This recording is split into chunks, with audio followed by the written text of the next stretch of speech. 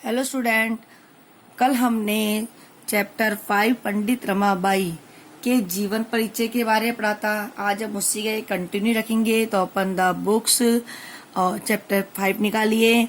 देखो, 1880 तमे शताब्दी सा विपिन बिहारी दासेन सह बांकीपुर न्यायालय विहावम अकरोत।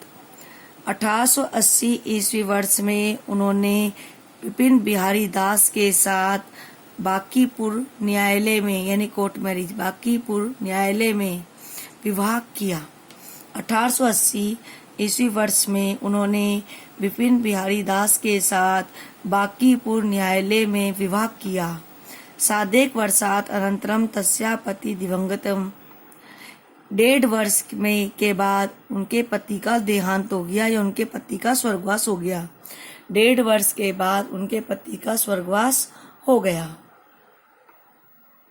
तदनंतरम सा पुत्रिया मनोरमया से जन्मभूमि चे महाराष्ट्र प्रत्यागच्छते।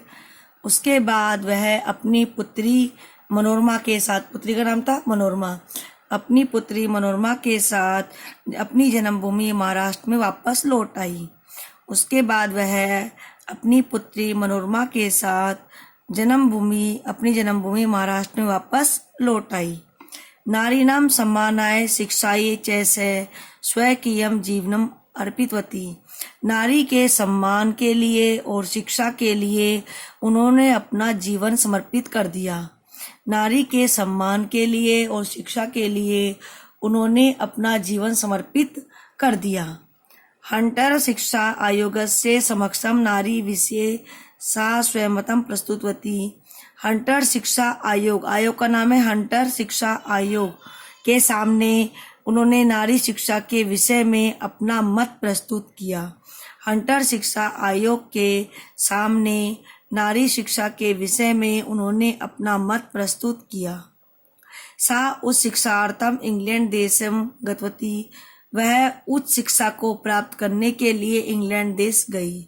वह उच्च शिक्षा के लिए इंग्लैंड देश गई। तत्र ईसाई धर्म से स्त्री विषय के उत्तम विचारे प्रभावित जाता। वहाँ ईसाई धर्म और स्त्री विषय के उत्तम विचार से वो प्रभावित हुई। वहाँ ईसाई धर्म के स्त्री विषय के उत्तम विचार से वो क्या हुई? प्रभावित हुई। एक बार पुनः रिपीट कर रही हूँ हिंदी।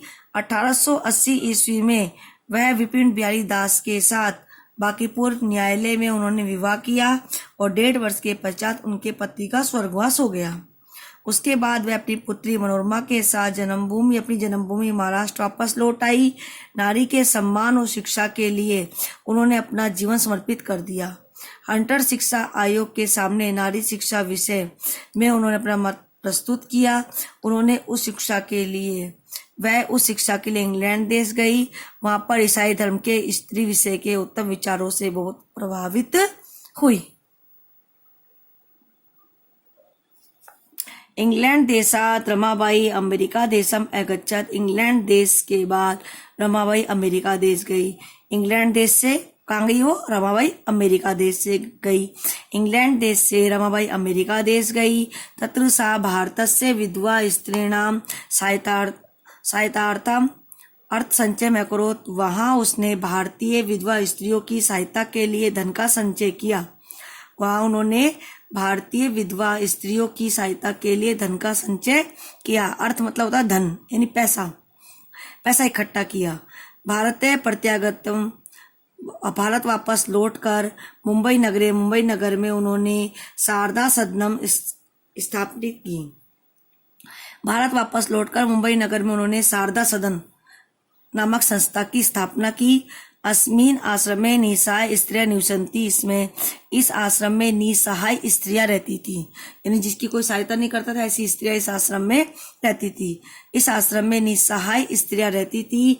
तत्र स्त्रिय मुद्रण टंकन काष्ठ कला आदि नस्ते प्रशिक्षण अपि लभन्ते। इसमें वहाँ स्त्रियों को मुद्रण टंकन यानी छपाई का काम और काष्ठ कला आदि लकड़ी आदि से बनने वाली वस्तुओं आदि का प्रशिक्षण भी दिया जाता था, प्राप्त किया जाता था। परम इदम सदनम पुणे नगरम स्थानांतरितम जातम, परंतु यह जो सदन थी, संस्था थी, पुणे नगर में स्थानांतरित हो गई। परंतु यह संस्था पुणे नगर में स्थानांतरित हो गई। ततः पुणे नगर से समीपे केडगांव नाम स्थाने मुक्ति मिशन नामक संस्थान तया स्थापित होते हैं। उसके बाद पुणे नगर के पास में ही केडगांव नामक स्थान पर, कहाँ पर, पुणे नगर के पास में कोई केडगांव नामक स्थान था, उस स्थान पर उसने मुक्ति मिशन नामक संस्था की स्थापना की। पहले जो संस्था की स्थापना की उसका नाम शारदा सदन था, फिर बाद में वो उसका स्थानांतरण हो गया पुणे नगर में, तो फिर उसने पुणे नगर में ही एक मुक्ति मिशन नामक दूसरी संस्था की स्थापना की। अत्र अधुना अपि निराश्रिता स्त्रियां सम्मानम जीवनम यापयन्ति। यहाँ आज भी निराश्रित स्त्रियां, जिसका कोई सहारा नहीं होता, बेसहारा, यहाँ आज भी बेसहारा स्त्रियां सम्मान पूर्वक अपना जीवन यापन करती है। पुनः रिपीट कर रही हूँ हिंदी। इंग्लैंड देश से रमाबाई अमेरिका देश गई। वहां उसने भारतीय विधवा स्त्रियों की सहायता के लिए धन को इकट्ठा किया। भारत वापस लौटकर उसने मुंबई नगर में शारदा सदन नामक संस्था की स्थापना की। इस आश्रम में बेसहारा स्त्रियां रहती थी, जिसको कोई सहारा नहीं था, वो स्त्रियां रहती थी। वहां स्त्रियों को छपाई, टंकन, लकड़ी आदि से बनने वाली वस्तुओं आदि का प्रशिक्षण प्राप्त होता कराते थे। परंतु यह सदन पुणे नगर में स्थानांतरित हो गया। उसके बाद पुणे नगर के पास में केडगांव नामक स्थान पर मुक्ति मिशन नामक एक अन्य संस्था की इसने स्थापना की।